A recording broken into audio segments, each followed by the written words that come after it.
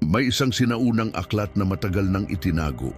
Isang aklat na maaaring baguhin ang iyong pananaw sa kasaysayan ng mundo, sa Biblia, at sa mismong espiritual na digmaan na hindi natin nakikita.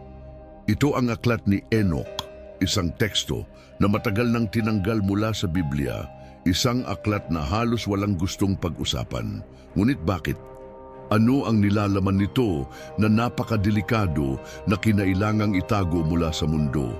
Ang aklat ni Enoch ay nagsasalaysay ng isang lihim na kasaysayan, isang kwento ng mga bumagsak na anghel ng kanilang pagsuway sa Diyos at ng isang sinaunang kasalanang maaaring dahilan kung bakit winasak ng dakilang baha ang mundo.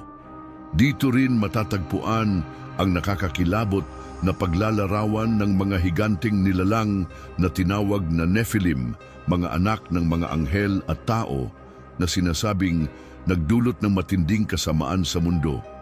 Ngunit kung totoo ang lahat ng ito, bakit hindi natin ito matatagpuan sa Biblia? Sino ang nagpasya na alisin ito at ano ang kanilang itinatago? Mas nakakagulat pa rito, ang aklat ni Enoch ay sinipi mismo sa Biblia. Binanggit ito ni Apostol Judas sa Bagong Tipan. Kung ang aklat na ito ay mahalaga para sa mga unang Kristiyano, bakit ito nawala sa kasaysayan? Ano ang tunay na dahilan ng pagtanggal nito? Ngunit bago natin sagutin ang mga tanong na ito, kailangan mong malaman ng isang bagay.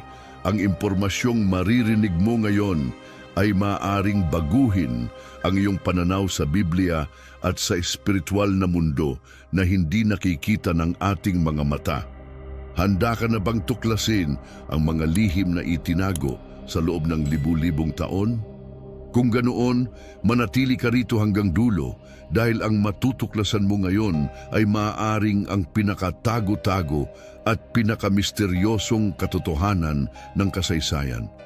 Si Enoch ay isa sa pinakahindi pangkaraniwang tauhan sa Biblia. Hindi tulad ng ibang mga patriarka na binanggit na ipinanganak, nabuhay, nagkaanak at namatay.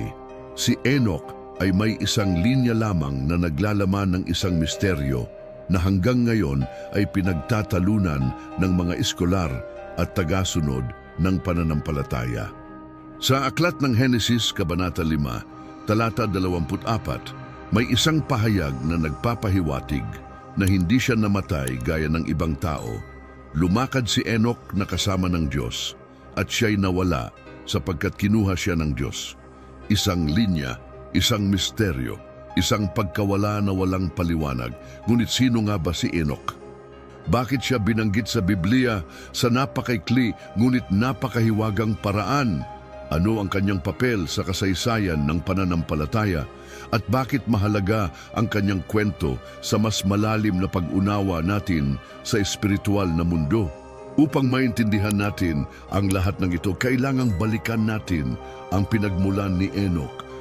Ayon sa talaan ng mga patriarka, si Enoch ay ang ikapitong henerasyon mula kay Adan.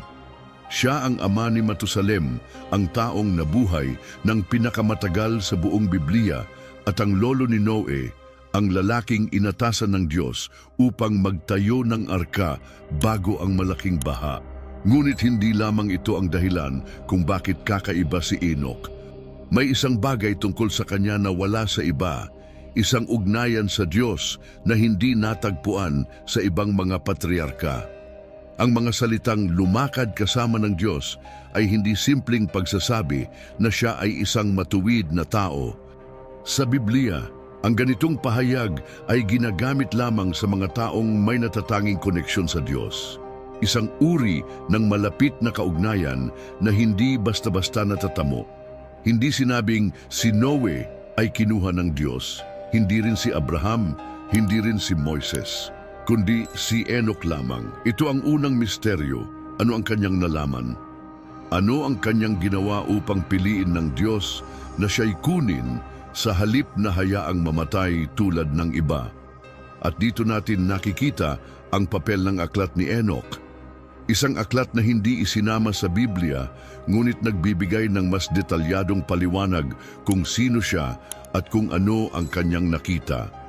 Ayon sa aklat ni Enoch, siya ay hindi isang ordinaryong tao. Siya ay isang taong pinagkalooban ng espesyal na kaalaman. Siya ay dinala sa langit, ipinakita sa kanya ang mga lihim ng sansinukob, at nalaman niya ang hinaharap ng sangkatauhan. Nakita niya ang mga anghel na bumagsak mula sa langit, nalaman niya ang kanilang ginawang pagsuway, at nakita niya ang parusang inilaan para sa kanila. Ayon sa aklat, ang Diyos mismo ang nagpakita kay Enoch ng mga bagay na hindi ipinakita sa iba. Ngunit may isang nakakagulat na detalye, hindi lamang siya basta isang tagamasid. Siya ang itinalagang tagapagsalita ng Diyos upang ipahayag ang kapalaran ng mga bumagsak na anghel at ang mga taong naligaw ng landas. Siya ang naging tagapagbalita ng isang babala na, kung ating pag-aaralan, ay maaaring may koneksyon sa mga pangyayari ngayon. Sa isang bahagi ng aklat ni Enoch, makikita natin kung paanong siya ay dinala sa isang malalim na paglalakbay sa langit, kung saan ipinakita sa kanya ang istruktura ng sansinukob. Narinig niya ang mga lihim ng mga anghel, nakita niya ang mga lihim ng panahon, at naunawaan niya ang darating na paghuhukom. Ayon sa salaysay, hindi lamang siya basta pinasyalan ng mga anghel. Dinala siya sa isang lugar kung saan niya nakita ang mismong trono ng Diyos.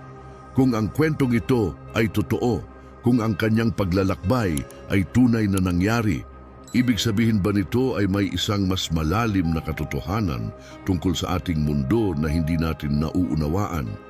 May mga bagay ba tayong hindi pa natutuklasan tungkol sa espiritual na larangan na pumapalibot sa atin? At kung si Enoch nga ay binigyan ng kaalamang ito, bakit hindi natin ito mababasa sa Biblia? Bakit ang kanyang aklat ay tinanggal at itinago sa loob ng napakaraming siglo? Ngunit bago natin sagutin ang tanong na iyan, kailangang maunawaan natin ang isang mahalagang bagay. Ang aklat ni Enoch ay hindi basta kwento. Ito ay isang babala. At kung totoo ang kanyang mga isinulat, ang impormasyong ito ay maaaring baguhin ang ating pananaw sa lahat ng ating pinaniniwalaan. Kaya manatili ka, dahil ang susunod nating tatalakayin ay mas malalim, mas misteryoso, at maaaring mas nakakagulat kaysa sa inaakala mo. Sa loob ng maraming siglo, ang aklat ni Enoch ay nanatiling isa sa pinakakontrobersyal at misteryosong kasulatan ng sinaunang panahon. Hindi ito isinama sa Biblia, hindi ito tinatanggap ng karamihan sa mga simbahan, at kakaunting tao lamang ang nakakaalam ng buong nilalaman nito. Ngunit bakit? Ano ang nasa aklat na ito na naging dahilan upang ito'y itago?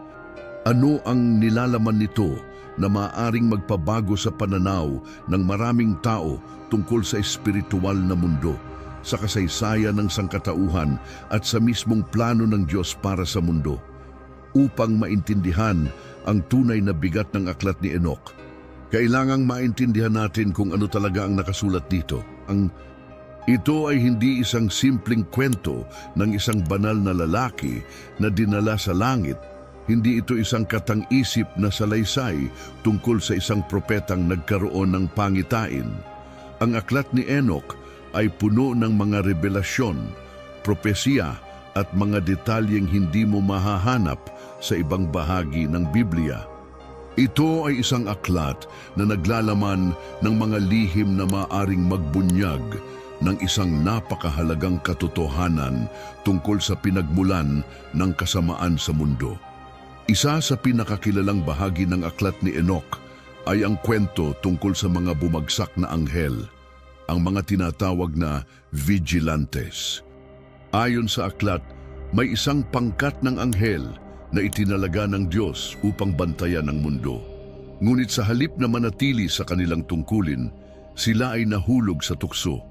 Nakita nila ang kagandahan ng mga anak na babae ng tao, at sa kabila ng kanilang pagiging makalangit na nilalang, pinili nilang bumaba sa mundo upang makisama sa mga mortal. Ngunit hindi lang ito isang simpleng pagkahulog sa tukso. Hindi lang ito kwento ng mga anghel na umibig sa mga babae. Ang kanilang ginawa ay isang tuwirang pagsuway sa Diyos. Hindi lamang sila nagkaroon ng kaugnayan sa mga tao, itinuro rin nila ang mga lihim na hindi dapat malaman ng sangkatauhan. Itinuro nila ang paggawa ng armas, ang sining ng digmaan, ang mahika, ang astrolohiya at iba pang karunungang itinuturing na mapanganib. Dahil dito, ang mundo ay napuno ng karahasan, kasamaan at kaguluhan. At dito pumapasok ang isang nakakagimbal na detalye. Ayon sa aklat ni Enoch, ang bunga ng pagsasama ng mga anghel at tao ay isang lahi ng napakalalaking nilalang na tinatawag na Nephilim. Ang mga nilalang na ito ay hindi basta-bastang tao. Sila ay mga higante, malalakas at mapanira. Hindi lamang sila isang alamat o isang haka-haka. Sa aklat ng Henesis, binanggit mismo ang mga Nephilim bilang mga nilalang na namuhay sa panahon bago ang baha ni Noe.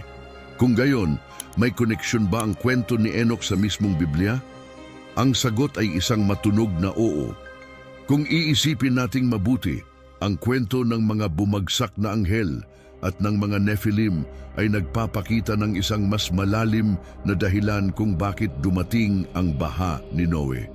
Sa Biblia, sinasabi lamang na ang mundo ay napuno ng kasamaan, kaya't nagpasya ang Diyos na linisin ito.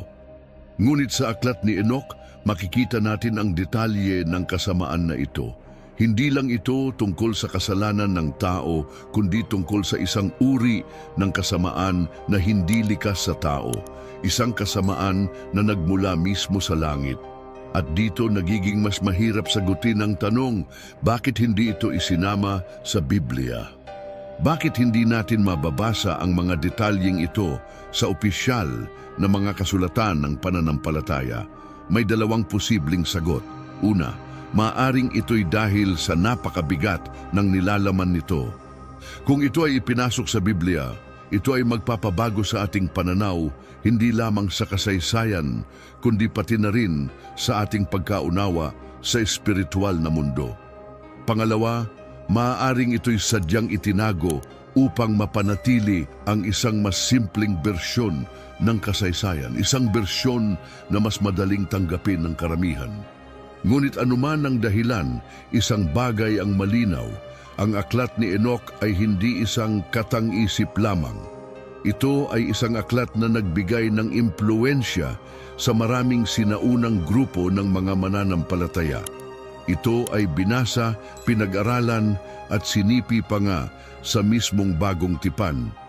At kung ito nga ay may ganitong kahalagahan, ano pa ang mga lihim na maaari nitong ibunyag? Ano pa ang hindi natin nalalaman? Ang mga sagot ay maaaring nasa susunod nating pagtalakay, kaya huwag kang bibitaw. Ang susunod mong maririnig ay maaaring mas nakakagulat pa kaysa sa lahat ng napag-usapan natin ngayon. May isang bahagi sa kasaysayan ng mundo na bihirang pag-usapan. Isang bahagi na maaaring sagot sa maraming katanungan tungkol sa kasamaan, mga misteryosong nilalang, at sa tunay na dahilan kung bakit nagpadala ng matinding paghuhukom ang Diyos sa panahon ni Noe. Ayon sa aklat ni Enoch, may mga nilalang na bumaba mula sa langit, mga anghel na nilikha upang maging bantay ng mundo. Ngunit sa halip na manatiling tapat sa kanilang misyon, pinili nilang suwayin ang Diyos at lumabag sa utos na hindi dapat nila sirain ang hangganan sa pagitan ng langit at lupa. Ang kanilang kwento ay hindi lamang tungkol sa pagsuway, ito ay tungkol sa pagpasok ng isang kasamaan na hindi likas sa sangkatauhan. Sila ang tinatawag na vigilantes, isang grupo ng makapangyarihang anghel na inatasan ng Diyos upang magbantay sa sangkatauhan. Subalit sa halip na manatili sa kanilang tungkulin, nahulog sila sa tukso nang makita nila ang mga babae sa mundo. Hindi lang ito basta isang pagkahulog sa tukso, kundi isang ganap na paghihimagsik laban sa kaayusan ng Diyos. Pinangunahan ni Semiasa, ang kanilang pinuno, ang napagkasundo ang kasalanan. isang kasunduang selyado sa panunumpa na kahit ano pa ang mangyari, kahit ano pa ang maging kapalit, hindi sila uurong. At dito nagsimula ang isa sa pinaka-nakamamanghang at kasabay nito ang isa sa pinaka-nakamamatay na kabanata ng kasaysayan ng tao. Nang bumaba ang mga vigilante sa mundo, hindi lamang nila itinakwil ang kanilang likas na pagiging makalangit, kundi ipinasa rin nila sa sangkatauhan ang mga lihim na hindi pa dapat malaman ng tao. Tinuruan nila ang mga tao ng kaalaman tungkol sa sandata at digmaan, sining ng panghuhula at mahika, mga lihim ng langit na dapat sanay para lamang sa Diyos. Ang mga tao ay hindi pa handa para sa ganitong uri ng kaalaman. Ngunit itinuro ito ng mga bumagsak na anghel at hindi ito nagdulot ng mabuti. Sa halip, lumaganap ang kasamaan, dumami ang karahasan at nagkaroon ng isang lahi ng mga halimaw na nagdala ng takot sa buong mundo. Ang bunga ng pagsasama ng mga vigilantes at ng mga anak na babae ng tao ay tinatawag na Nephilim. Hindi sila ordinaryong tao. Hindi rin sila ganap na espiritual na nilalang. Sila ay mga higante, mga nilalang na mas malalakas at mas matatalino kaysa sa karaniwang tao. Ngunit sa halip na gamitin ang kanilang kapangyarihan sa kabutihan, sila ay naging mapanira, malupit at walang habas sa kanilang kasamaan. Ang mundo ay naging isang lugar ng kaguluhan, isang lugar na puno ng kasamaan na hindi pa noon nararanasan ng sangkatauhan. Sa aklat ng Henesis, binanggit ang mga Nephilim bilang mga bayani ng sinaunang panahon, mga bantog na tao. Ngunit huwag magkamali, ang salitang bayani dito ay hindi nangangahulugang sila ay mabubuti. Sila ay malalakas, kilala at kinatatakutan, ngunit hindi sila matuwid. Sila ay mga halimaw na ang tanging layunin ay sirain ang mundo para sa kanilang sariling kasiyahan.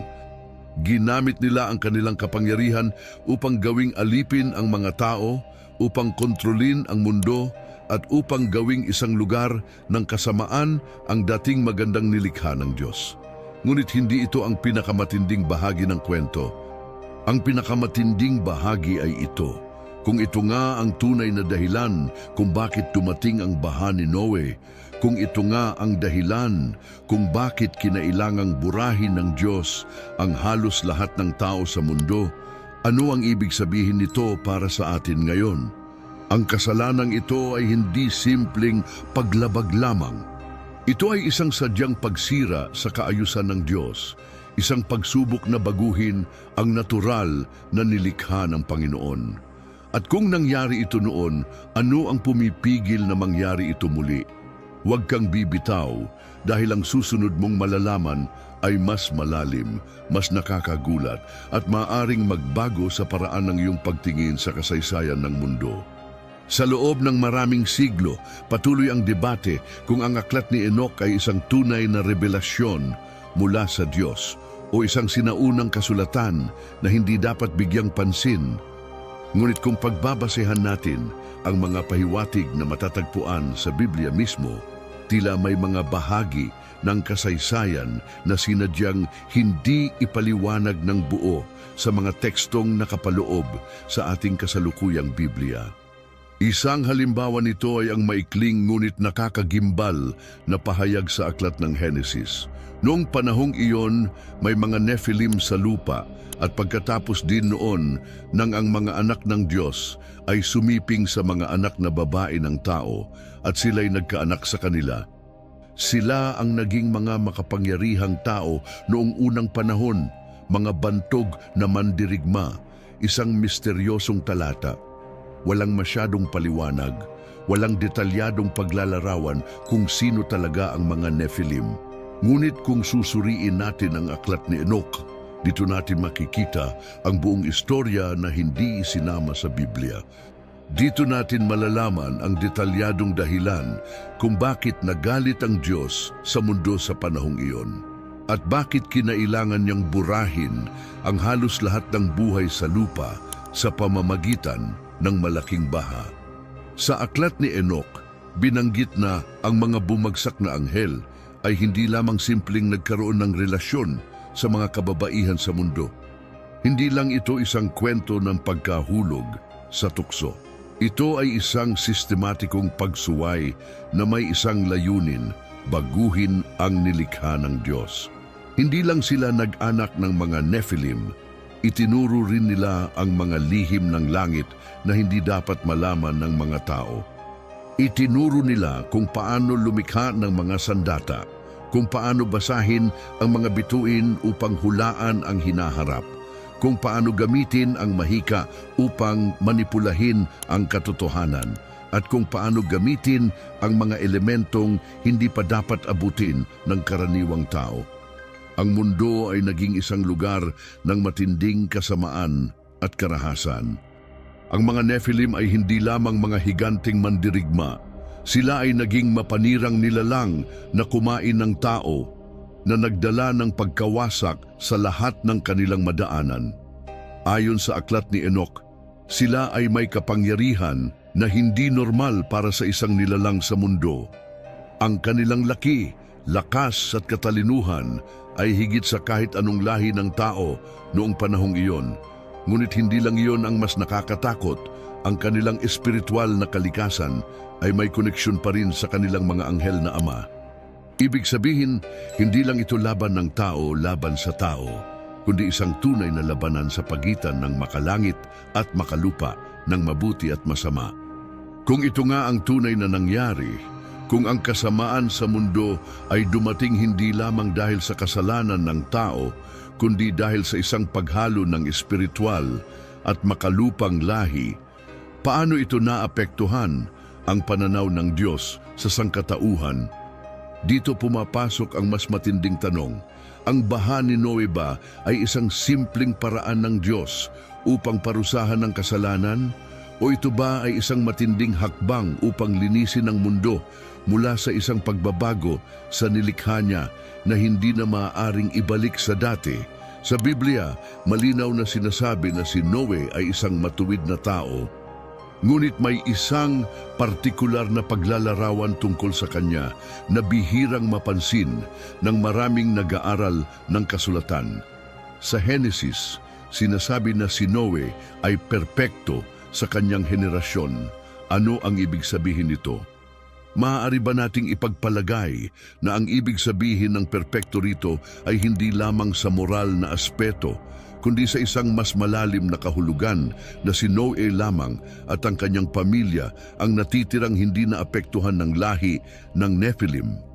Kung ganoon, ang baha ni Noe ay hindi lamang isang paghatol sa kasalanan ng sangkatauhan, kundi isang paraan upang burahin ang isang lahi ng nilalang na hindi dapat umiral sa mundo. Ang baha ay hindi lang simpleng paraan upang simulan muli ang kasaysayan ng tao, kundi isang pinal na desisyon ng Diyos upang linisin ang mundo mula sa epekto ng mga bumagsak na anghel. Ngunit may isang mas nakakagulat na tanong na kailangan nating itanong. Kung ang Nephilim ay nawasak sa baha, bakit may mga sumulpot muli pagkatapos nito? Sa aklat ng mga bilang, sa panahon ni Moises, binanggit muli ang Nephilim. Nang magsiyasat ang 12 espiya sa lupang pangako, natakot sila sa kanilang nakita, isang lahi ng higante, mga nilalang na kanilang inilarawan bilang napakalalaki.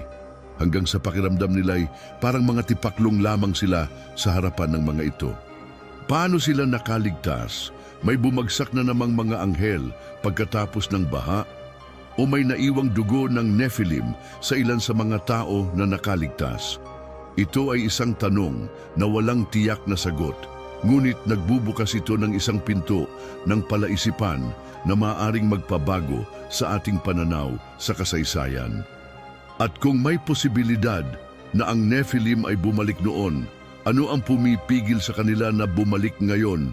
Ito ba ay isang sinaunang kasaysayan na natapos na o isang babala na maaaring may mga pangyayari sa hinaharap na kahalintulad ng nangyari bago ang baha?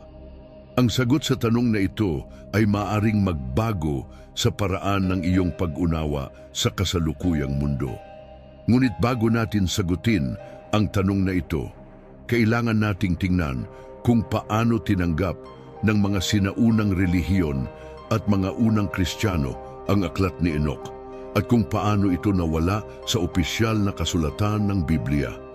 Huwag kang bibitaw dahil ang susunod mong malalaman ay maaaring mas matindi pa sa lahat ng narinig mo ngayon. Ang baha ni Noe ay isa sa pinakakilalang pangyayari sa Biblia. Ngunit may isang bagay na hindi kadalasang nabibigyang pansin, ang tunay na dahilan kung bakit ito nangyari. Kung susundin natin ang pangunahing salaysay sa aklat ng Henesis, makikita natin na sinabi ng Diyos na ang mundo ay napuno ng kasamaan, kaya't napagpasyahan niyang burahin ito at magsimula muli. Ngunit ano talaga ang ibig sabihin ng kasamaan na iyon? Karaniwang iniisip ng marami na ito ay simpleng kasalanan ng tao, pagnanakaw, kasakiman, imoralidad. Ngunit ayon sa aklat ni Enoch, may mas malalim na dahilan kung bakit napuno ng puot ang Diyos sa mundo. Dahil sa mga bumagsak na anghel at sa kanilang mga supling na Nephilim, ang mundo ay naging isang lugar na hindi na makikilala. Ang lahi ng tao ay nadungisan, hindi lamang sa espiritual, kundi pati na rin sa kanilang mismong dugo. Ang orihinal na disenyo ng Diyos para sa tao ay nabahiran ng isang bagong uri ng nilalang, mga higanting may dugong anghel, malalakas, matatalino, ngunit puno ng kasamaan. Ang kanilang lakas ay ginamit sa pang-aabuso. Ang kanilang kaalaman ay ginamit upang itaas ang kanilang sarili bilang mga hari at Diyos ng lupa. At ang kanilang kasakiman ay nagdala ng hindi pa nararanasang antas ng pagkawasak sa buong mundo. Sa loob ng ilang siglo, ang mga nilalang na ito ay lumaganap at unti-unting sinakop ang lahat. Ang mundo ay naging isang lugar ng labanan, hindi lamang sa pagitan ng tao at ng kanilang kapwa-tao, kundi sa pagitan ng nilikha ng Diyos at ng isang lahi ng mga nilalang na hindi dapat umiral. Ang mga Nephilim ay hindi lamang malalakas sa katawan, kundi nagtaglay rin ng karunungang hindi pa dapat makamtan ng sangkatauhan. Itinuro sa kanila ng kanilang mga ama ang mga bumagsak na anghel, ang mga lihim ng sansinukob. Itinuro nila kung paano gamitin ang mga bituin upang hulaan ang hinaharap, kung paano gamitin ang kapangyarihan ng mga espiritu upang manipulahin ang mundo, kung paano lumikha ng mga sandatang kayang pumatay ng libu-libo, at kung paano gamitin ang mahika upang makakuha ng kapangyarihang higit pa sa dapat taglayin ng tao. Hindi ito basta-bastang pagsuway lamang. Ito ay isang sistematikong pagbabago ng mundo. Isang paghahanda sa isang bagong kaayusan kung saan ang tao ay hindi na magiging pinakamataas sa sangnilikha, kundi magiging alipin ng mga nilalang na ito. At dito pumasok ang galit ng Diyos. Hindi niya maaaring hayaan ang ganitong sitwasyon na magpatuloy. Ang mundo na kanyang nilikha ay unti-unting nawawalan ng tunay na tao. Kung magpapatuloy ito, maaaring dumating ang araw na wala nang matitirang dalisay sa lahi ng tao. At kung mangyari iyon, wala nang magiging daan para sa plano ng Diyos na iligtas ang mundo.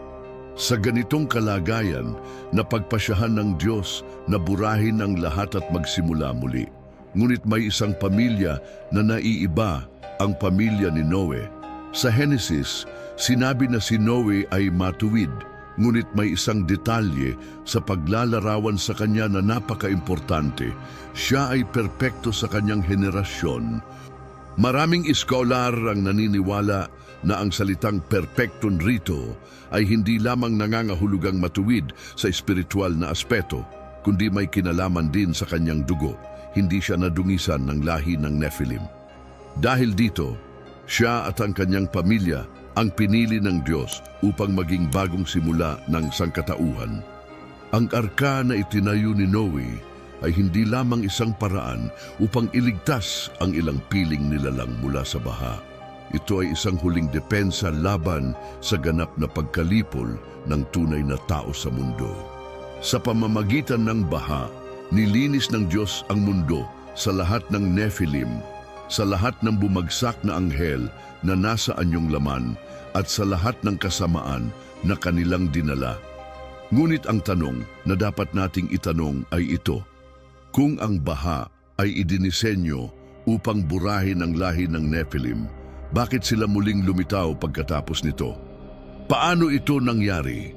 Sa aklat ng mga bilang, sa panahon ni Moises, natagpuan natin muli ang salitang Nephilim nang magpadala si Moises ng 12 espiya upang siyasatin ang lupang pangako. Natakot sila sa kanilang nakita. Ayon sa kanila, ang mga nakatira roon ay malalaking nilalang, mga higante, at sinabi nilang sa harapan ng mga ito para lamang silang mga tipaklong. Paano sila nakaligtas?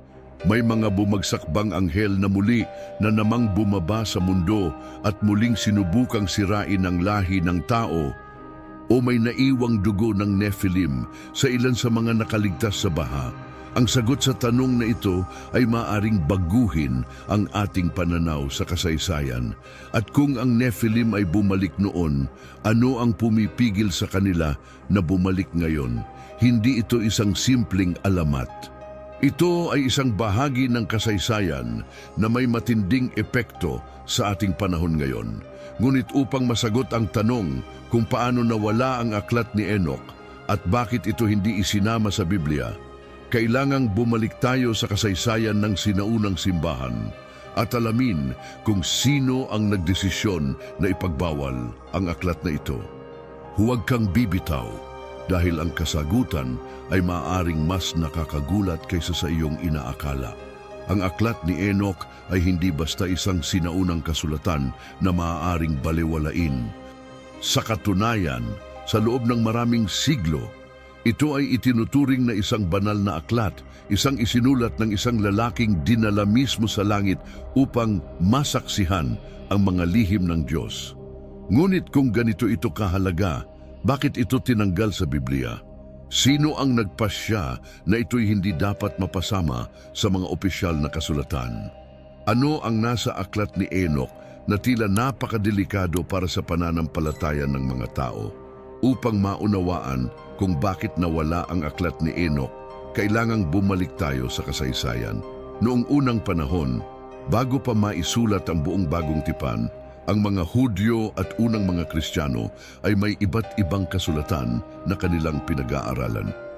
Isa na rito ang aklat ni Enoch. Sa katunayan, nang matagpuan ng Dead Sea Scrolls o mga kasulatang natagpuan sa dagat na patay noong ika-20 siglo, kasama rito ang mga bahagi ng aklat ni Enoch na nagpapatunay na ito ay ginagamit ng sinaunang mga Hudyo at may malalim na koneksyon sa kanilang pananampalataya.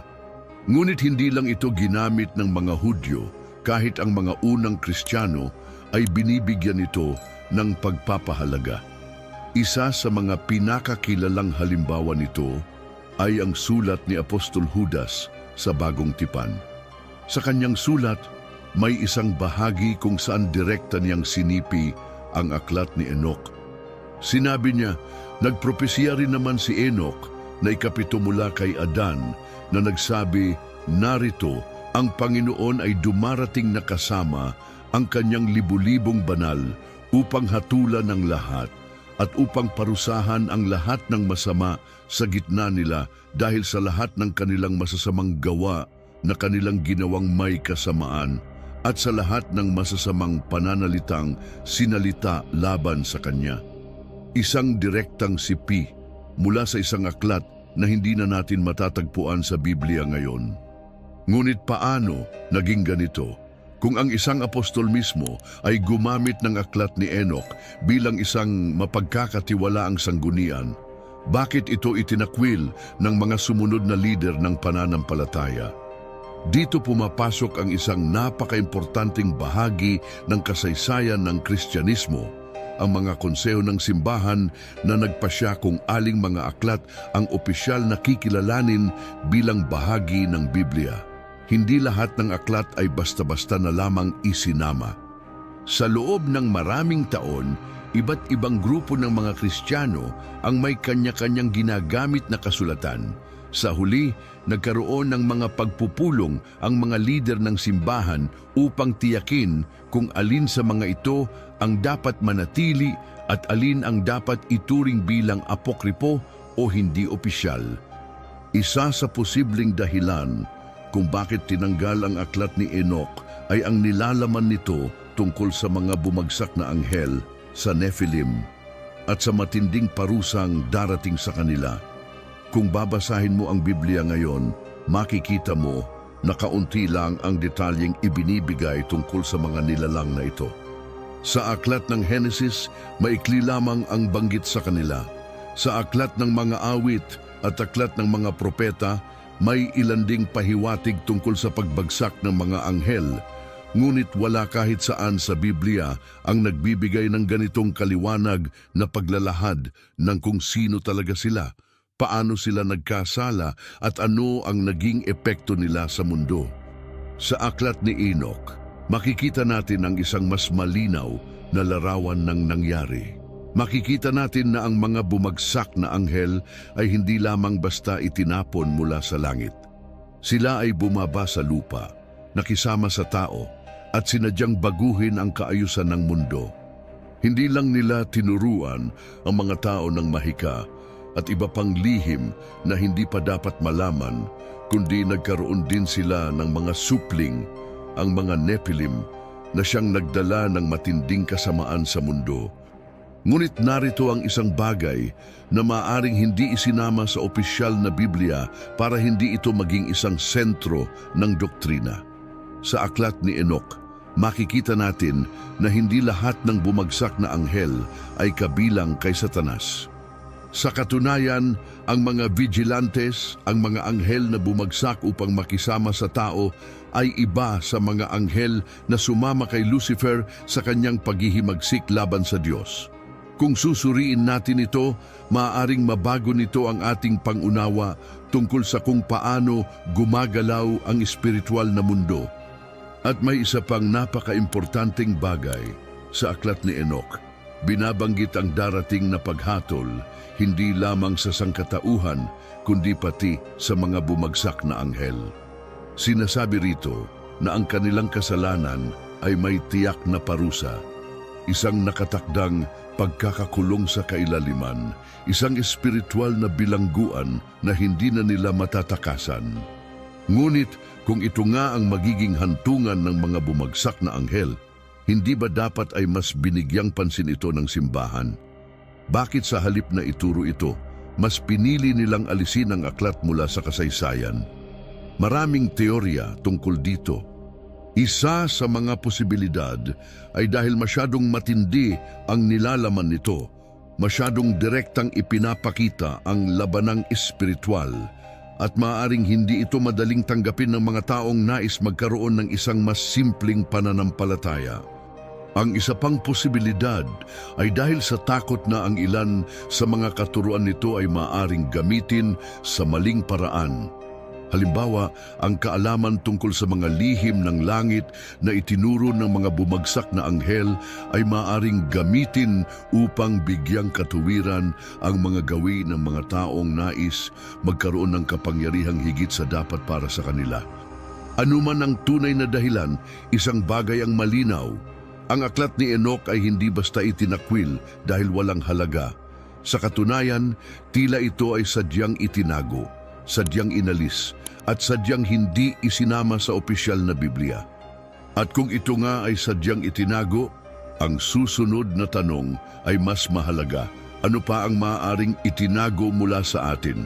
At dito natin ipagpapatuloy ang ating paglalakbay. Dahil kung may iba pang mga sinaunang kasulatang itinago, ano ang ibig sabihin nito para sa ating pananampalataya? Ano ang epekto nito sa ating pag-unawa sa espiritual na mundo? Huwag kang bibitaw dahil ang susunod mong matutuklasan ay maaaring magpabago sa lahat ng iyong pinaniniwalaan tungkol sa kasaysayan ng mundo. May isang tanong na bihirang itanong ngunit napakahalaga. Kung ang mga bumagsak na anghel, ang vigilantes, ay isinumpa ng Diyos at ibinilanggo sa kailaliman ayon sa aklat ni Enoch, paano na ngayon? Tapos na ba ang kanilang impluensya? O patuloy pa rin silang gumagalaw sa likod ng mga pangyayari sa mundo? Kung nagawa nilang pasukin ang mundo noon, nagawa nilang manipulahin ang sangkatauhan at bigyan ng kaalaman na hindi dapat mapasakamay ng tao, ano ang pumipigil sa kanila na gawin ulit ito? Dito, nagiging napaka-importante ang aklat ni Enoch. Dahil kung pagbabasehan natin ang opisyal na Biblia, may limitadong impormasyon tungkol sa mga bumagsak na anghel pagkatapos ng malaking baha. Ngunit kung babasahin natin ang aklat ni Enoch, may mas malinaw na larawan ng kanilang kapalaran, kung ano ang nangyari sa kanila noon at kung ano ang maaaring papel nila sa hinaharap. Ayon sa isinulat, ang mga vigilantes na bumagsak ay hindi lahat agad na itinapon sa kailaliman. Ang ilan sa kanila ay pinayagang mamuhay ng ilang panahon sa mundo bago sila ganap na ipinatapon sa ilalim ng lupa. Ibig sabihin ba nito ay nagkaroon sila ng pagkakataong mag-iwan ng bakas sa kasaysayan ng tao bago sila tuluyang ikinulong? Ang ideyang ito ay may koneksyon sa kung paano lumaganap ang ilang sinaunang relihiyon, mga paniniwala sa mahika, at maging ang mga estratehikong digmaan na nagbago sa mundo. Kung may isang bagay na itinuro ang aklat ni Enoch, ito ay ang katotohanang ang kaalaman ng mga bumagsak na anghel ay hindi na nawala. Bagaman sila ay ikinulong, ang kanilang kaalaman ay naipasa sa mga taong tinuruan nila. Ang sining ng panghuhula, ang paggamit ng mga bituin upang hulaan ang hinaharap, ang paggawa ng mga sandatang kayang patayin ng libu-libo, at ang mahika na ginagamit upang baguhin ang realidad, lahat ng ito ay hindi basta nawala. At ito ang mas malaking tanong, paano natin malalaman kung ang kanilang impluensya ay hindi na gumagalaw ngayon? Kung sa panahon ni Noe ay nagawa nilang manipulahin ang mundo at gawing isang lugar ng kasamaan, ano ang pumipigil sa parehong espiritual na puwersa na gawin ito muli? Kung ang mga Nephilim ay lumitaw noon at nagdala ng matinding kaguluhan, paano natin matitiyak na hindi na muling susubukan ng masamang puwersa na ibalik ang parehong sistema ng pagsira sa kaayusan ng Diyos? Kung pagbabasehan natin ang mga babala ni Jesus sa Bagong Tipan, may isang napaka-importanting pahayag na tila may koneksyon sa kwento ng aklat ni Enoch. Sinabi niya sa Mateo Kabanata 24, sapagkat kung paano sa mga araw, bago dumating ang baha, sila'y nagsisikain at nagsisiinom, nagsisipag-asawa at pinapakasal hanggang sa araw na pumasok si Noe sa arka at hindi nila nalaman hanggang sa dumating ang baha at tinangay silang lahat. Gayon din ang pagdating ng anak ng tao, isang diretsong paghahambing. Kung paano ang nangyari bago ang baha ni Noe, ganun din ang mangyayari sa mga huling araw. Kung ang panahon ni Noe ay puno ng kasamaan, puno ng impluensya ng mga bumagsak na anghel at puno ng mga nilalang na hindi dapat umiral, ano ang ipinapahiwatig ni Jesus tungkol sa hinaharap? At narito ang isang bagay na hindi natin maaaring baliwalain, ang lumalawak na kaalaman ng tao ngayon tungkol sa teknolohiya, henetika at artipisyal na katalinuhan. Sa panahong ito, may kakayahan na ang sangkatauhan na baguhin ang sariling DNA, lumikha ng mga hybrid na nilalang at pagsamahin ang teknolohiya at tao sa paraang hindi pa natin naisip noon. Ang tanong, ito ba ay ganap na likas na ebolusyon ng kaalaman o may impluensyang hindi natin nakikita? Dahil kung babalikan natin ang aklat ni Enoch, ang pangunahing kasalanan ng mga bumagsak na anghel ay ang pagbibigay ng kaalaman sa tao na hindi pa dapat malaman. Kung noong sinaunang panahon ay nagawa nilang ipasa ang lihim ng mahika, ng paggawa ng armas at ng pag-unawa sa mga bituin, ano ang pumipigil sa mas mataas na antas ng kaalaman na dumating sa mundo ngayon? At kung ang baha ni Noe ay ginawa upang burahin ang masamang impluensyang ito, ano ang gagawin ng Diyos sa hinaharap kung muling lumaganap ang parehong uri ng kasamaan? Ang sagot sa tanong na ito ay maaaring magbago sa pananaw mo sa kasalukuyang mundo. Ngunit upang maunawaan natin ang mas malalim na kahulugan ng lahat ng ito, kailangang tingnan natin kung paano nauugnay ang aklat ni Enoch sa iba pang sinaunang kasulatan na itinago o hindi isinama sa Biblia. Huwag kang bibitaw dahil ang susunod mong maririnig ay maaring magpabago sa lahat ng iyong pinaniniwalaan tungkol sa espiritual na mundo at sa ating hinaharap. Ang aklat ni Enoch ay hindi lamang isang kasulatan tungkol sa mga bumagsak na anghel at sa kanilang kasalanan. Ito rin ay isang aklat ng mga pangitain, mga revelasyon tungkol sa langit, impyerno at sa hinaharap ng sangkatauhan. Kung ito nga ay isinulat ng isang lalaking personal na dinala ng Diyos sa isang paglalakbay sa iba't ibang kaharian ng espiritual na mundo, ibig sabihin ba nito ay naglalaman ito ng kaalamang hindi natin mahahanap kahit saan pa? Ano ang nakita ni Enoch na hindi pa naipapahayag sa karamihan? At higit sa lahat, paano ito nauugnay sa mga pahayag ng Biblia tungkol sa langit at impyerno? Ayon sa aklat ni Enoch, siya ay dinala ng mga anghel upang makita ang iba't ibang bahagi ng langit, hindi lamang ang paraiso kung saan nananahan ang Diyos, kundi pati ang iba't ibang lugar kung saan inilalagay ang mga espiritu ng namatay. Dito niya nakita ang mga kinaroroonan ng matuwid, ang kapalaran ng masasama at ang mga kulungan ng mga bumagsak na anghel. May ilang bahagi ng kanyang pangitain na lubos na kahalintulad ng mga isinulat ni Juan sa aklat ng pahayag, na tila nagpapakita na pareho nilang nakita ang parehong mga espiritual na dimensyon. Ngunit may mga detalye rin sa aklat ni Enoch na halos wala sa opisyal na Biblia, mga revelasyong maaaring nagpapakita ng mas malalim na pagkaunawa sa kung paano talaga gumagana ang espiritual na mundo. Isa sa pinakanakakagimbal sa kanyang nakita ay ang lugar kung saan nakakulong ang mga bumagsak na anghel. Isang madilim na hukay na puno ng pagdurusa, isang lugar kung saan sila ay ginapos at hindi makalabas. Ang paglalarawan na ito ay lubos na kahalintulad ng sinasabi sa Biblia tungkol sa Abyss o Tartarus sa Bagong Tipan, kung saan ayon kay Pedro, ang mga anghel na nagkasala ay itinapon at ikinadena hanggang sa araw ng paghuhukom. Ngunit kung ito nga ay isang katotohanan, ibig sabihin ba nito ay may ibang mga espiritual na lugar na hindi pa lubusang nauunawaan ng tao? Ngunit hindi lang impyerno ang kanyang nakita. Ayon sa kanyang aklat, siya rin ay ipinakita sa trono ng Diyos, isang lugar na hindi kayang abutin ng mortal na mata. Doon niya nakita ang napakaraming hukbo ng mga anghel na patuloy na sumasamba sa may lalang. Sa gitna ng liwanag na hindi kayang ipaliwanag ng tao, nakita niya ang isang nilalang na tinawag niyang anak ng tao. Isang figura na lubos na kahalintulad ng inilarawan ni Daniel sa kanyang propesya at ng nakita ni Juan sa pahayag. Kung ito nga ay si Kristo, bakit siya nakita na ng isang lalaking nabuhay libu-libong taon bago pa dumating si Jesus sa mundo?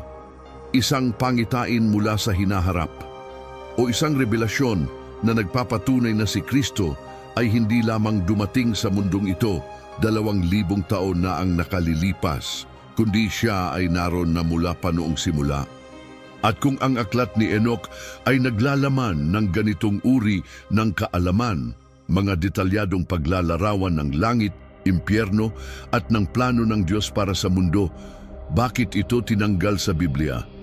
Kung ito nga ay may koneksyon sa pahayag, sa aklat ni Daniel, at sa iba pang propesiya sa Biblia, hindi ba't dapat itong binigyang pansin? O may isang dahilan kung bakit ito sadyang itinago? May isang bagay na hindi natin maaaring baliwalain. Ang aklat ni Enoch ay may malinaw na babala tungkol sa huling panahon. ayon sa kanyang pangitain sa mga huling araw, ang parehong espiritual na puwersa na gumalaw noong panahon ni Noe ay muling kikilos sa mundo. Kung ang nakita niya ay may koneksyon sa babala ni Jesus tungkol sa mga araw ni Noe, ibig sabihin ba nito ay may paparating na espiritual na labanan na hindi pa natin nauunawaan? At kung totoo nga ito, ano ang tunay na kaugnayan ng aklat ni Enoch sa hinaharap ng mundo? May mga revelasyong itatambad pa natin, mga lihim na maaaring nagbago sa kasaysayan ng pananampalataya at maaaring magpabago rin sa iyong pananaw tungkol sa kung ano talaga ang mangyayari sa mga huling araw. Huwag kang bibitaw dahil ang kasunod na bahagi ay maaaring ang pinakaimportanteng bahagi ng ating paglalakbay. Ang aklat ni Enoch ay puno ng mga revelasyon, ngunit may isang bahagi nito na tila may direktang koneksyon sa isa pang aklat sa Biblia, ang pahayag ni Juan. Dalawang aklat na pinaghiwalay ng libu-libong taon, ngunit tila nagkukwento ng iisang bagay, isang darating na hatol, isang espiritual na labanan, at isang pagbabalik ng Panginoon upang ayusin ang isang mundong nilamon ng kasamaan.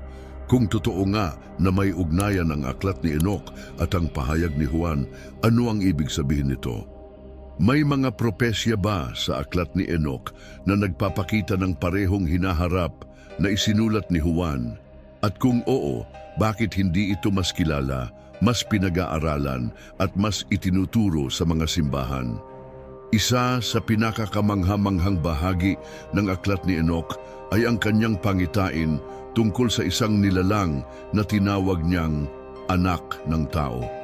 Isang figura na nakaupo sa isang trono, may kapangyarihang hatulan ang lahat ng nabubuhay at patay, at may kapangyarihang magdala ng kaligtasan sa matuwid at ng pagkawasak sa masasama.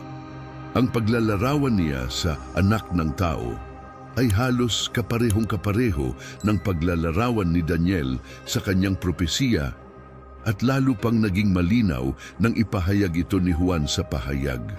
Ngunit paano nalaman ni Enoch ang tungkol sa anak ng tao libu-libong taon bago pa dumating si Kristo? Sa aklat ni Enoch, may isang tiyak na pangitain kung saan ipinakita sa kanya ang isang darating na araw ng paghuhukom. Isang panahon kung saan ang mga bumagsak na anghel, ang masasamang espiritu at ang mga taong tumalikod sa Diyos ay lilitisin at babagsak sa ilalim ng kapangyarihan ng anak ng tao. Sa aklat ng pahayag, makikita natin ang parehong ideya, isang araw ng paghuhukom kung saan babalik si Kristo, dala ang hukbo ng langit upang wakasan ang isang sistemang nilamon ng kasamaan. Ngunit kung ang dalawang aklat na ito ay nagsasabi ng parehong bagay, bakit isa lamang ang napasama sa opisyal na Biblia? Bakit nawala ang aklat ni Enoch? Kung ito nga ay may parehong mensahe ng paghuhukom, ano ang itinatago rito na tila ayaw ipahayag sa mundo?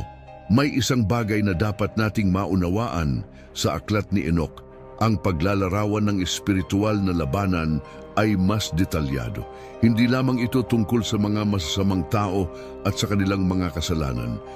Ito ay isang labanan ng mga puwersa sa espiritual na mundo. Ang mga bumagsak na anghel na ginapos sa kailaliman ay muling lilitaw upang mandaya sa sangkatauhan. Ang kanilang impluensya na minsan nang nagdala ng Nephilim sa mundo ay muling lalaganap. At sa huling panahon, tulad ng sa panahon ni Noe, ang kasamaan ay aabot sa pinakamataas na antas bago tuluyang dumating ang anak ng tao upang tapusin ito. Kung ito nga ang propesiya ni Enoch at kung ito ay sumasalamin sa pahayag, ano ang ibig sabihin nito para sa ating panahon? May mga pahiwatig ba na ang mga bagay na nakita ni Enoch ay nagsisimula ng magkatotoo? Kung sinabi ni Jesus na ang huling araw ay magiging katulad ng sa panahon ni Noe, paano natin ito ipapaliwanag kung hindi natin lubos na nauunawaan ang buong istorya na nasa aklat ni Enoch? Ang sagot sa tanong na ito ay maaring magbago sa paraan ng iyong pag-unawa sa hinaharap ng mundo.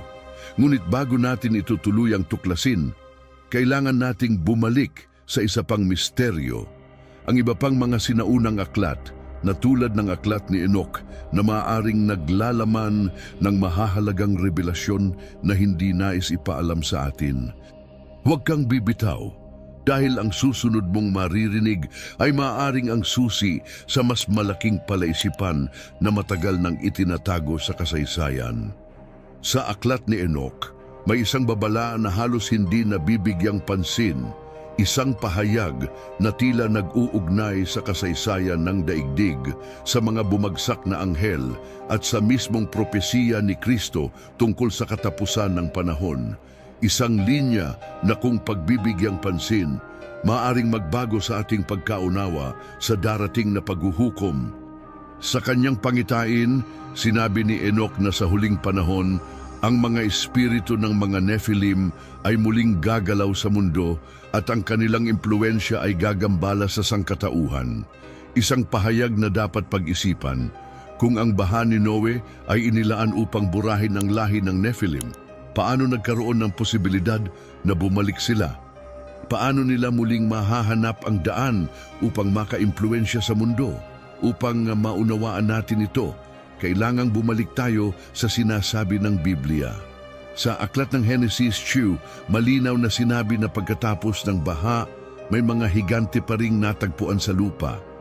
Nang ipadala ni Moises ang 12 espiya upang siyasatin ang lupang pangako, natakot sila sa kanilang nakita, mga taong mas malalaki kaysa sa karaniwang tao, mga nilalang na hindi nila kayang talunin sa lakas. Sinabi ng mga espiya na sa harapan ng mga ito, pakiramdam nila'y para lamang silang mga tipaklong. Kung nawala na ang Nephilim sa baha, paano sila muling lumitaw? May mga bumagsak bang anghel na bumalik sa mundo upang muling ulitin ang kanilang kasalanan? O maaaring may mas matinding pahayag dito na ang espiritu ng mga Nephilim ay hindi nawala, kundi nanatili sa mundo bilang mga nilalang na hindi na nakakakilos sa pisikal na anyo, ngunit may kakayahang gumalaw sa espiritual na mundo. Ito ang isa sa mga pahiwatig na matatagpuan hindi lamang sa aklat ni Enoch, kundi pati na rin sa Biblia. May mga bahagi ng lumang tipan na nagsasad na may mga espiritong hindi kabilang sa mundo ng tao, mga nilalang na patuloy na gumagalaw sa lupa kahit wala na sa kanilang pisikal na anyo. Sa aklat ng Levitico, may babala ang Diyos sa Israel laban sa pakikisalamuha sa mga Repaim, isang misteryosong lahi na may kaugnayan sa mga higante at sa mundo ng mga patay. Ang kanilang pangalan ay may kahulugan na tila may koneksyon sa isang uri ng espiritual na presensya na hindi dapat makisalamuha sa tao. At dito pumapasok ang mas matinding tanong. Kung ang espiritu ng mga Nephilim ay nananatili sa mundo, ano ang ginagawa nila ngayon? Kung sa panahon ni Noe ay sinubukan nilang baguhin ang lahi ng tao sa pamamagitan ng pisikal na paraan, paano nila sinusubukan gawin ito ngayon? Narito ang isang nakakagulat na ideya. Kung hindi na nila kayang manipulahin ang lahi ng tao sa pamamagitan ng pisikal na pagsasama, maaari bang ginagawa nila ito ngayon sa ibang paraan? Maaari bang ang kanilang impluensya ay hindi sa pamamagitan ng katawan, kundi sa pamamagitan ng kaalaman?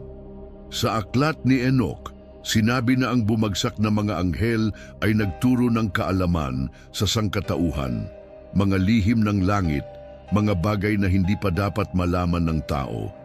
Kung noon ay ginamit ito sa paggawa ng mga armas, sa mahika at sa astrolohiya, paano ito maaaring magpakita sa makabagong mundo? Kung babalikan natin ang kasaysayan, makikita natin ang maraming kultura na nagsasabing may natanggap silang kaalaman mula sa mga nilalang na hindi mula sa mundong ito. Mula sa mga sinaunang sibilisasyon hanggang sa makabagong panahon, may mga grupo ng tao na nagsasabing sila ay ginabayan ng mga guro mula sa itaas. Ngunit kung titingnan natin ito sa lente ng aklat ni Enoch, Isang malupit na tanong ang kailangang sagutin ang mga tinatawag bang mga guro o mga nilalang mula sa langit ay talagang mabubuting espiritu o sila ba ay ang parehong mga espiritu ng Nephilim na noon pa man ay gumagalaw na sa mundo upang ilayo ang sangkatauhan mula sa tunay na Diyos. At kung tama ang ideyang ito, paano natin malalaman kung hanggang saan na ang naabot ng kanilang impluensya? May mga kasulatang hindi isinama sa Biblia, hindi dahil wala silang halaga, kundi dahil maaaring naglalaman sila ng kaalamang hindi madaling tanggapin ng lahat. Kung ang aklat ni Enoch ay nagbigay na ng babala noon pa man, ano pa ang mga lihim na itinago sa atin? Huwag kang bibitaw dahil ang kasunod na bahagi ng ating paglalakbay ay maglalantad ng mas marami pang revelasyon, mga kasulatang maaaring magpabago sa pananaw mo tungkol sa espiritual na mundo at sa papel ng sangkatauhan sa pinakamalaking labanan sa kasaysayan. Sa loob ng libu-libong taon, ang aklat ni Enoch ay isa sa mga pinakakontrobersyal na kasulatan sa kasaysayan ng pananampalataya. Para sa ilan, ito ay isang banal na aklat na naglalaman ng matinding revelasyon tungkol sa espiritual na mundo. Para naman sa iba, isa itong apokripal na sulatin na hindi dapat bigyang pansin. Ngunit may isang tanong na hanggang ngayon ay walang malinaw na sagot. Si Enoch ba talaga ang sumulat ng aklat na ito? Kung siya nga, paano ito naipasa sa loob ng maraming henerasyon? At kung hindi siya ang sumulat, sino ang tunay na may akda nito? Upang maunawaan ito, kailangang balikan natin ang kwento ni Enoch ayon sa Biblia. Sa aklat ng Henesis, siya ay inilarawan bilang isang lalaking hindi namatay. Sa halip, siya ay kinuha ng Diyos. Ang ibig sabihin nito ay hindi na ipasa ang kanyang kwento sa parehong paraan kung paano naipasa ang mga kwento ng iba pang patriarka tulad ni Noe, Abraham o Moises. Kung siya ay nawala sa mundo, sino ang nagpatuloy ng kanyang kwento? Sino ang nag-iingat ng kanyang mga isinulat? Ayon sa tradisyon ng mga Hudyo, ang mga sinaunang kasulatan ay ipinapasa mula sa isang henerasyon patungo sa susunod. Kung totoo ang aklat ni Enoch, ibig sabihin ay naipasa ito ng kanyang pamilya mula kay Matusalem patungo kay Lamek at kalaunan ay kay Noe. Ngunit kung ito nga ay naipasa sa pamilya ni Noe, bakit hindi natin ito matatagpuan sa opisyal na Biblia? Narito ang isang bagay na maaaring hindi napapansin ng marami. Ang aklat ni Enoch ay hindi lamang basta isang kasulatan na bigla na lang lumitaw. Sa katunayan, ito ay natagpuan sa Dead Sea Scrolls, isang koleksyon ng mga sinaunang manuskrito na natagpuan sa kuweba ng Qumran noong ika-20 siglo. Ang mga scroll na ito ay naglalaman ng ilan sa pinakalumang bersyon ng mga aklat ng Biblia, pati na rin ang iba pang kasulatan na hindi isinama sa opisyal na kanon ng Biblia. Isa sa mga ito ay ang aklat ni Enoch. Kung ito ay isang huwad na kasulatan lamang, bakit ito itinuturing na mahalaga ng sinaunang mga Hudyo? At kung ito ay isang mahalagang kasulatan, bakit ito nawala sa opisyal na relihiyosong tradisyon?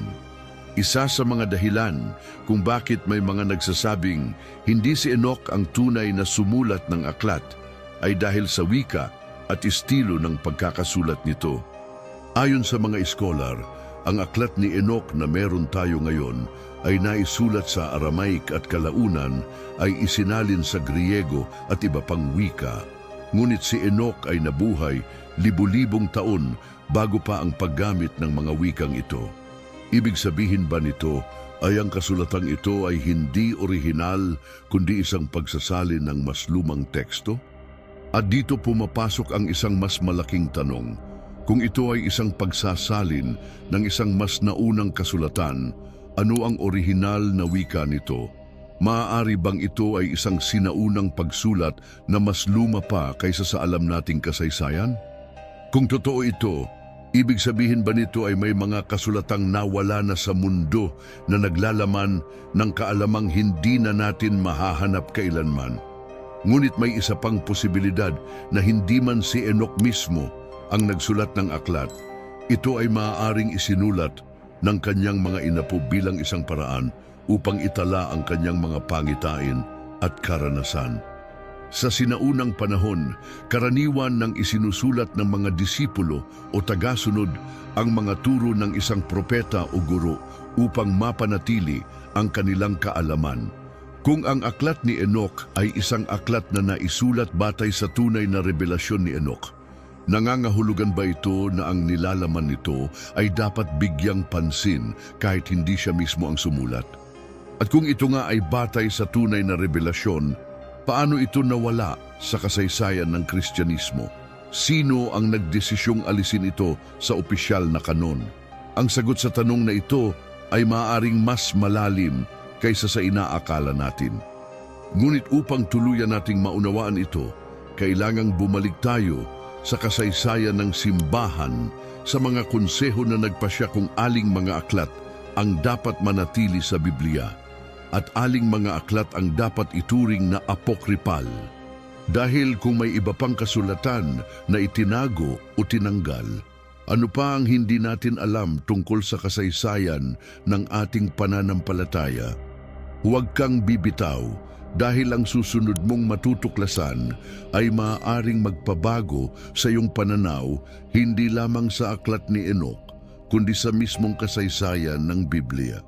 Sa kasaysayan ng pananampalataya, maraming aklat ang hindi isinama sa opisyal na Biblia, mga kasulatang sinauna, misteryoso at puno ng mga revelasyon na maaaring magpabago sa ating pagkaunawa sa espiritual na mundo.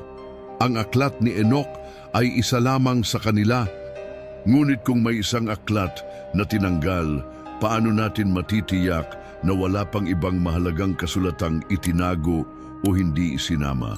Ano pa ang mga lihim na maaaring nawala sa kasaysayan? Isang bagay ang dapat nating maunawaan: ang proseso ng pagsasama ng mga aklat sa opisyal na Biblia ay hindi nangyari sa isang iglap.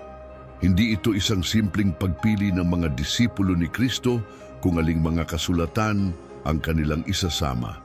Sa loob ng maraming siglo, may iba't ibang grupo ng mga Hudyo at Kristiyano na may kanya-kanyang ginagamit na aklat na itinuturing nilang banal. Ang ilan sa mga ito ay kalaunan ay tinanggap at isinama sa Biblia, ngunit ang iba ay itinuring na hindi opisyal, tinawag na mga apokripa o mga itinagong aklat. Isa sa mga pinakakilalang itinagong aklat ay ang aklat ni Jasher. Mismo sa Biblia, 2 beses itong binanggit, isang beses sa aklat ng Josue at isa pa sa aklat ng 2 Samuel. Kung ito ay binanggit sa opisyal na kasulatan, bakit hindi natin ito makikita ngayon sa Biblia? Ano ang nasa loob ng aklat ni Jasher na tila hindi dapat malaman ng karamihan? Ang aklat ni Jasher ay isang malawakang salaysay ng kasaysayan ng mundo, mula kay Adan hanggang sa panahon ni Josue. Ngunit may isang detalye sa loob nito na halos hindi nababanggit sa karaniwang aral: ang mas detalyadong kwento ng mga Nephilim, ng kanilang papel sa sinaunang kasaysayan at ng tunay na dahilan kung bakit kailangang dumaan ang mundo sa matinding paglilinis sa pamamagitan ng baha. Ayon sa aklat ni Jasher, hindi lang basta lumaganap ang kasamaan dahil sa kasalanan ng tao. May mga puwersang espiritual na aktibong nakikialam sa lahi ng tao upang sirain ang orihinal na disenyo ng Diyos. Kung ang aklat ni Jasher ay nagkukwento ng parehong bagay na matatagpuan sa aklat ni Enoch, ang pagdating ng mga bumagsak na anghel, ang paglikha ng Nephilim, at ang lumalalang kasamaan bago ang baha, hindi ba ito nangangahulugan na may mas malawak na kaalaman tungkol sa espiritual na kasaysayan ng mundo na hindi natin basta makikita sa opisyal na Biblia? Isa pang aklat na may kahalintulad na misteryo ay ang aklat ng Jubilees. Ito ay isang sinaunang kasulatan na tinatawag ding ang Munting Henesis dahil sa pagiging malapit nito sa aklat ng Henesis. Ngunit may isang malaking pagkakaiba. Ang aklat ng Jubilees ay nagbibigay ng higit pang detalye sa mga pangyayari sa pagitan ng langit at lupa, kabilang na ang papel ng mga anghel sa kasaysayan ng mundo. Sa aklat na ito, mas detalyadong ipinaliwanag kung paano nagkaroon ng interaksyon ang mga espiritual na nilalang sa mundo ng tao at paano ito humantong sa pagbagsak ng ilan sa kanila. Kung isasama natin ang tatlong aklat, ang aklat ni Enoch, ang aklat ni Jasher, at ang aklat ng Jubilees, makakakuha tayo ng isang mas malinaw na larawan ng isang espiritual na digmaan na tila sinadyang limitahan ang impormasyon sa opisyal na Biblia.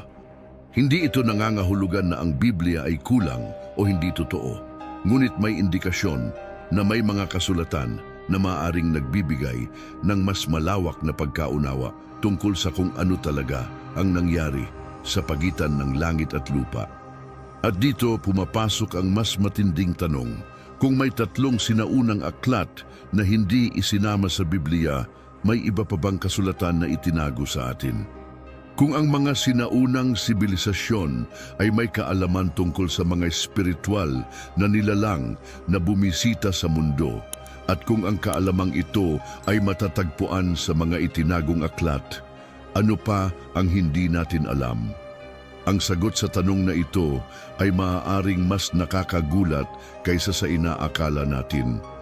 Ngunit upang maunawaan natin ito ng mas malalim, kailangang bumalik tayo sa kasaysayan ng sinaunang mundo, sa mga kultura na may kaparehong kwento tungkol sa mga bumagsak na anghel at sa kanilang papel sa paghubog ng sibilisasyon. Dahil kung ang espiritual na mundo ay may epekto sa nakaraan, ano ang pumipigil dito na magkaroon ng epekto sa ating hinaharap? Huwag kang bibitaw dahil ang susunod na bahagi ay maaaring ang susi sa isang lihim na matagal nang itinago sa mundo. Sa loob ng maraming siglo, patuloy ang debate kung ang aklat ni Enoch at iba pang itinagong kasulatan ay naglalaman ng kaalamang hindi lamang tungkol sa espiritual na mundo, kundi pati na rin sa ating pisikal na realidad. Ngunit may isang tanong na hindi maiiwasan. Posible bang ang aklat ni Enoch ay hindi lamang nagpapakita ng mga pangyayaring espiritual, kundi may mga detalyeng maaaring ipaliwanag sa isang mas modernong pananaw? May posibilidad bang ang mga nilalang na tinawag na vigilantes o ang mga bumagsak na anghel ay hindi lamang mga espiritual na entidad, kundi may mas malalim pang paliwanag sa likod ng kanilang presensya? Kung babalikan natin ang sinaunang kasaysayan, makikita natin na halos lahat ng malalaking sibilisasyon mula sa Mesopotamia hanggang sa sinaunang Ehipto, mula sa Mesoamerica hanggang sa mga tribo ng Africa, ay mayroong kwento ng mga nilalang na bumaba mula sa langit at nagturo ng kaalaman sa sangkatauhan. Sa iba't ibang kultura, tinatawag silang mga Diyos, mga guro mula sa itaas, o mga tagapagbigay ng liwanag. Ngunit sa aklat ni Enoch, makikita natin ang isang napakalinaw na babala. Ang mga bumagsak na anghel ay hindi dumating upang tulungan ang sangkatauhan, kundi upang manipulahin ito. Kung ganoon, isang napaka-importanting tanong ang kailangang sagutin. Posible bang ang mga vigilantes ay hindi lamang espiritual na nilalang, kundi isang uri ng nilalang na naiiba sa ating karaniwang pagkaunawa sa mga anghel? Sa ating modernong mundo, lumalawak ang paniniwala na maaaring may mga nilalang na mas matanda pa sa sangkatauhan, mga nilalang na maaaring may papel sa pagbuo ng sibilisasyon, sa pagbibigay ng kaalaman, at sa pagtuturo ng mga teknolohiyang hindi pa dapat malaman ng tao. Sa sinaunang Ehipto, may mga guhit sa dingding ng mga templo na nagpapakita ng mga nilalang na may kakaibang anyo na tila bumaba mula sa kalangitan. Sa mga sinaunang templo ng India, may mga sulatin tungkol sa mga bimanas, mga lumilipad na sasakyang ginamit ng mga Diyos upang maglakbay sa pagitan ng mga mundo. Sa mga tribo ng Dogon sa Africa, may mga alamat tungkol sa mga nilalang mula sa langit na nagdala ng kaalaman sa kanila. Kung isasama natin ang lahat ng ito sa lente ng aklat ni Enoch, may isang nakakagulat na posibilidad. Maaaring ang mga kwentong ito ay hindi hiwalay sa isa't isa, kundi bahagi ng isang mas malaking naratibo, isang naratibong nagsasabi na may mga nilalang na bumisita sa mundo noong unang panahon at ang kanilang tunay na layunin ay hindi lamang basta turuan ang sangkatauhan, kundi impluwensyahan ang kinabukasan ng mundo. At narito ang mas matinding tanong, kung ang impluwensya ng mga bumagsak na anghel ay hindi lamang espiritual, kundi maaaring teknolohikal, paano natin malalaman kung ang modernong sibilisasyon natin ngayon ay hindi pa rin bahagi ng kanilang plano? Kung noong panahon ni Noe, ang layunin ng mga bumagsak na anghel ay baguhin ang lahi ng tao sa pamamagitan ng Nephilim, posible bang sa panahon natin ngayon may bagong paraan silang ginagamit? Sa makabagong mundo, hindi na natin nakikita ang malalaking higanting tulad ng Nephilim, ngunit may isang bagay na kapansin-pansin, ang mabilis na pag-unlad ng teknolohiya, ng genetika at ng artipisyal na katalinuhan. Kung may isang bagay na itinuro ang aklat ni Enoch, ito ay ang babala na ang pagbibigay ng kaalamang hindi pa dapat makamtan ng tao ay isang tanda ng pagkawasak. At ngayon, sa ating panahon, tayo ay nasa punto kung saan ang tao ay may kakayahang baguhin ang sariling DNA, lumikha ng artipisyal na buhay, at bumuo ng teknolohiyang maaaring pumalit sa natural na proseso ng kalikasan. Kung noong sinaunang panahon, ginamit ng mga vigilantes ang kanilang kaalaman upang baguhin ang pisikal na mundo, paano natin matitiyak na walang ganitong puwersa sa likod ng mabilis na pagbabago ng ating mundo ngayon? Ang mga sinaunang sibilisasyon ay may kaalaman na tila hindi akma sa kanilang panahon.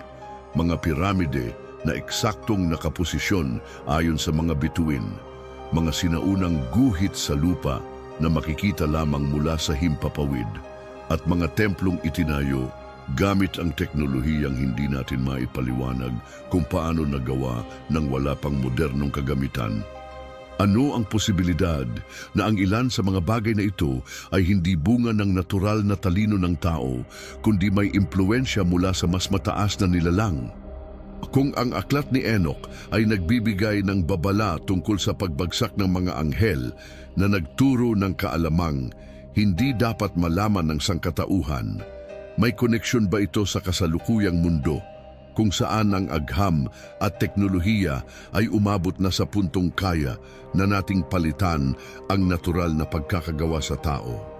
At kung ang mga bumagsak na anghel ay nawala na sa pisikal na anyo, ano ang pumipigil sa kanilang impluwensya na gumalaw sa pamamagitan ng ibang paraan? Ang tanong na ito ay hindi isang simpleng haka-haka. Sa katunayan, may mga relihiyon, sekta at samahan sa buong mundo na nagsasabing sila ay may koneksyon sa mga nilalang mula sa itaas na nagbibigay sa kanila ng kaalaman. Ngunit kung babalikan natin ang aklat ni Enoch, makikita natin na ganito mismo ang paraan kung paano nagsimula ang kasamaan bago ang baha, mga nilalang na bumaba mula sa langit, nagturo ng kaalaman at ginamit ito upang sirain ang disenyo ng Diyos. At kung nangyari ito noon, ano ang pumipigil sa kanila na subukan ito muli? Ang sagot sa tanong na ito ay maaring magbago sa paraan ng iyong pagtingin sa mundo ngayon. Ngunit bago natin tuluyang unawain ang buong larawan, kailangan nating alamin kung paano patuloy na ginagamit ang mga sinaunang kaalamang ito sa kasalukuyang panahon at paano ito maaring bahagi ng isang mas malaking plano na hindi pa natin lubos na nauunawaan. Huwag kang bibitaw. dahil ang kasunod na bahagi ay maaaring magbukas ng panibagong dimensyon ng pag-unawa sa espiritual na mundo at sa tunay na kontrol sa kasalukuyang sistema ng mundo. Sa kabila ng matagal ng pagkawala ng aklat ni Enoch sa opisyal na Biblia, isang bagay ang hindi natin maikakaila. Ang impluwensya nito ay hindi nawala. Sa katunayan, kahit na ito ay tinanggal mula sa kanon, patuloy itong bumabalik sa mga diskusyon ng mga iskolar, mga nag-aaral ng kasulatan at maging sa popular na kultura. Pero bakit? Ano ang nasa loob ng aklat na ito na patuloy na nakakaakit ng pansin ng maraming tao? Ano ang papel nito sa kasalukuyang panahon at paano ito patuloy na humuhubog sa pananaw ng mundo? Isa sa mga pinakakagulat-gulat na bagay tungkol sa aklat ni Enoch ay ang epekto nito sa paniniwala ng mga unang Kristiyano. Maraming mga isinulat ng mga unang ama ng simbahan ang nagpapakita na noong una ang aklat na ito ay malawakang tinatanggap. Hindi lamang ito binanggit ni Apostol Judas sa kanyang sulat sa Bagong Tipan, kundi may mga dokumentong nagpapakita na ito ay ginagamit sa mga sinaunang simbahan sa Hilagang Afrika at Gitnang Silangan. Ngunit nang magsimula ang mga konseho ng simbahan na magpasya kung aling mga kasulatan ang opisyal na kikilalanin, ang aklat ni Enoch ay unti-unting inalis. Ngunit may isang bagay na napansin ng maraming nag-aaral ng kasaysayan. Kahit na ang aklat na ito ay inalis mula sa kanon, ang mga konsepto nito ay hindi nawala. Ang ideya ng mga bumagsak na anghel na may ginampanang papel sa kasaysayan ng mundo ay nananatili sa doktrina ng Kristyanismo. Ang konsepto ng isang darating na paghuhukom kung saan ang Diyos ay magbabalik kasama ang kanyang hukbo ng langit ay hindi nawala. Maging ang ideya na may mga nilalang na ginapos at naghihintay ng kanilang hatol ay patuloy na makikita sa maraming aral ng simbahan. Kung gayon, kung ang mga ideyang ito ay mahalaga pa rin sa Kristyanismo, bakit hindi na ibinalik ang aklat ni Enoch sa opisyal na Biblia?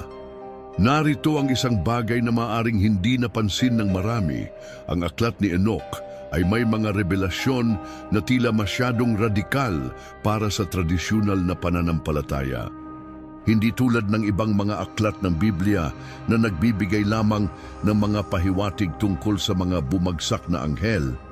Ang aklat ni Enoch ay diretsahang nagpapaliwanag kung sino sila, paano sila bumagsak, at ano ang kanilang naging epekto sa mundo.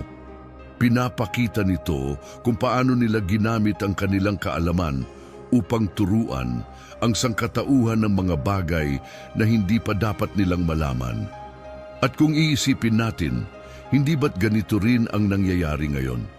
Ang modernong mundo ay patuloy na nakakahanap ng mga bagong paraan upang lampasan ang mga natural na limitasyon ng tao. Ang agham ay umabot na sa puntong kayang baguhin ang genetic code ng tao, lumikha ng mga hybrid na nilalang at bumuo ng artipisyal na katalinuhan na may kakayahang matuto ng mas mabilis kaysa sa tao. Hindi ba't ito rin ang babala ng aklat ni Enoch?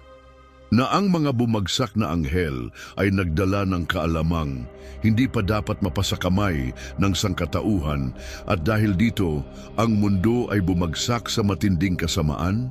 Kung susuriin natin ang kasalukuyang estado ng mundo, makikita natin ang isang pattern na kahalintulad ng nangyari bago ang baha ni Noe. Ang mabilis na pag-unlad ng teknolohiya, ang lumalawak na kawalan ng pananampalataya at ang pagtaas ng interes sa mga bagay na may kaugnayan sa espiritual na manipulasyon. Lahat ng ito ay tila nagpapakita ng isang bagay na matagal nang binalaan sa aklat ni Enoch. At kung may posibilidad na ang kasaysayan ay umuulit, ano ang ibig sabihin nito para sa atin?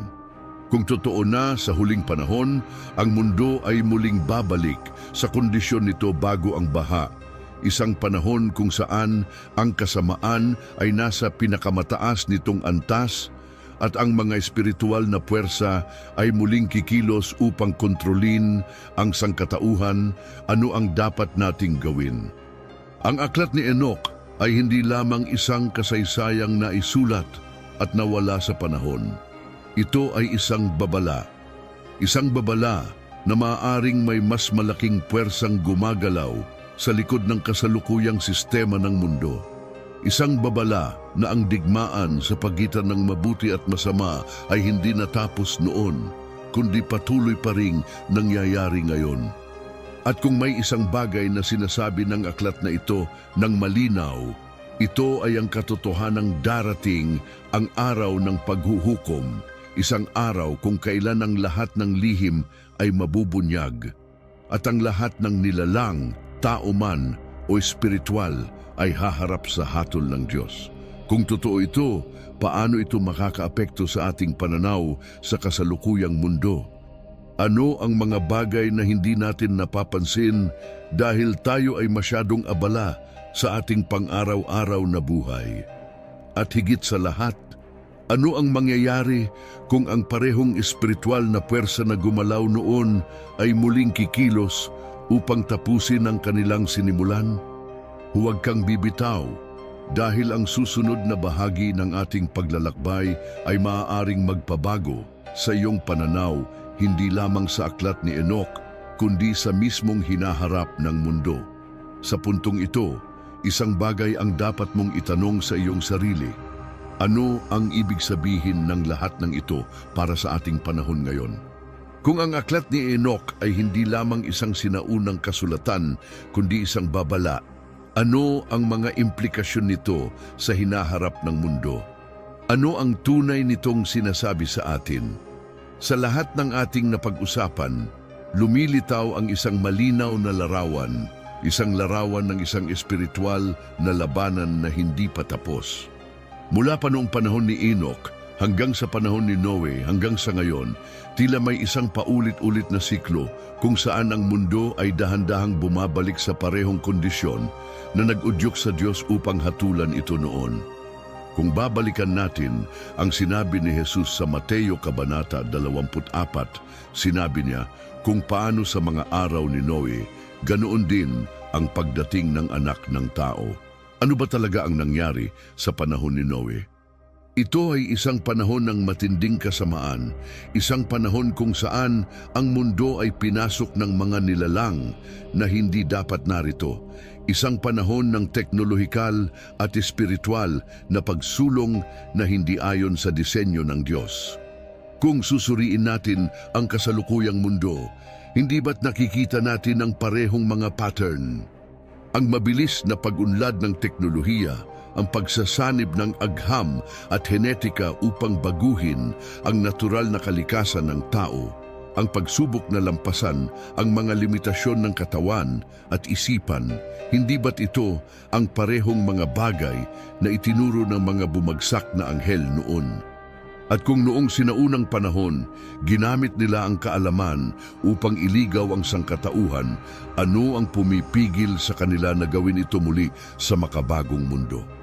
Isipin mo ito, kung ang parehong espiritual na puwersang ito ay gumagalaw pa rin ngayon, paano natin malalaman kung alin sa ating mga nakikitang pagsulong ang tunay na galing sa Diyos at alin ang bahagi ng isang mas malaking plano upang ilayo tayo mula sa Kanya? At narito ang isang mas matinding tanong.